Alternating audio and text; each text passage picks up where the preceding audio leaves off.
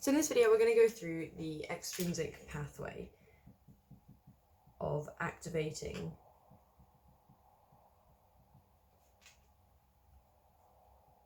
apoptosis, otherwise known as the death receptor pathway, which I think sounds a lot more interesting than the other pathway, which is the intrinsic pathway, also known as the mitochondrial pathway. So the extrinsic pathway is based on activation of these death receptors, and all members of the tumor necrosis factor family receptors are death receptors. So for example, tumor necrosis factor receptor is a member of this family. We also have another example might be trail1 or a FAS receptor. So if we use this as our example, the FAS receptor, we are going to have to stimulate the FAS receptor by binding of a FAS ligand. So a FAS ligand will bind to a FAS receptor. And so let's say that the cell that we are going to use as an example here is our CD8 plus cell, because these cells have FAS ligands on their surface. So they are going to bind to the FAS receptor, and this actually causes activation of the FAS receptor, which will cause an apoptotic signal to stimulate the formation of the disc, which is known as the death-inducing signaling complex.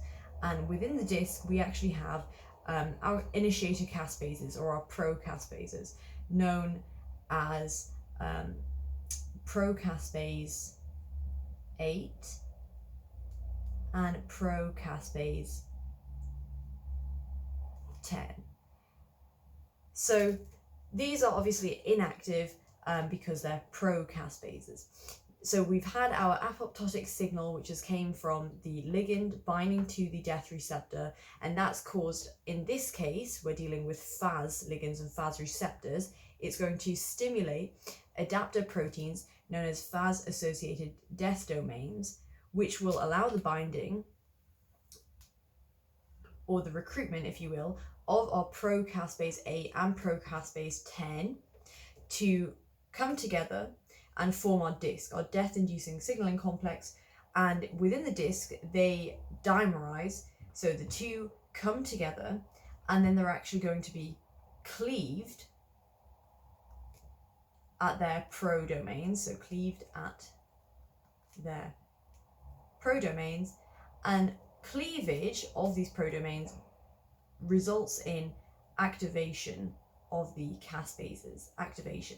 So now what we're left with is our caspase 8 and our caspase 10, which are in fact activated. So like I mentioned, these are both initiator caspases.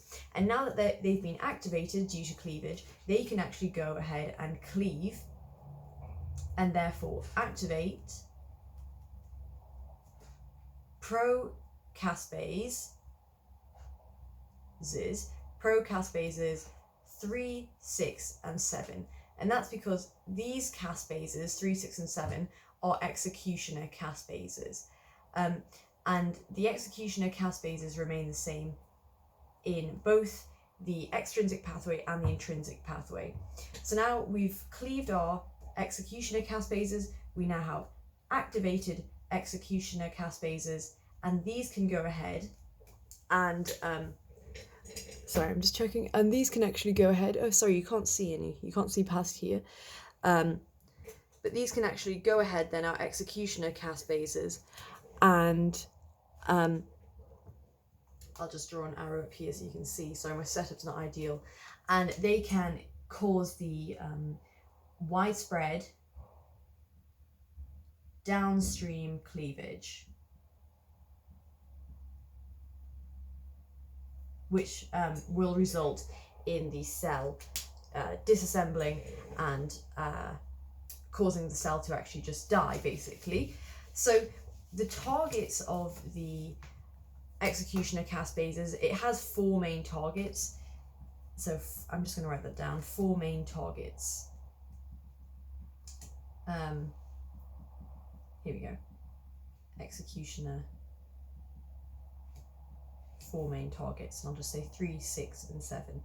So they are going to be targeting focal adhesion kinase, and this, by targeting focal adhesion kinase, will disrupt cell adhesions. So this makes it easier to actually for the phagocytes to engulf the apoptotic cells. We also have the nuclear lamins. So by targeting these, we can actually cause the DNA to shrink and break down the nuclear lamina. So I'll just write breakdown of nuclear lamina. And another one would be our actin and tubulin, which obviously actin is here to make our cytoskeletal network, and tubulin is making up our microtubules. So this would actually cause the breakdown of the cytoskeleton.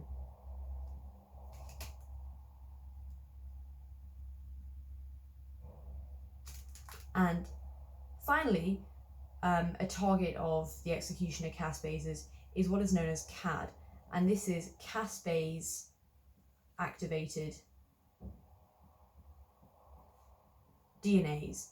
And by activation of this, we actually will activate endonucleases to cleave DNA itself.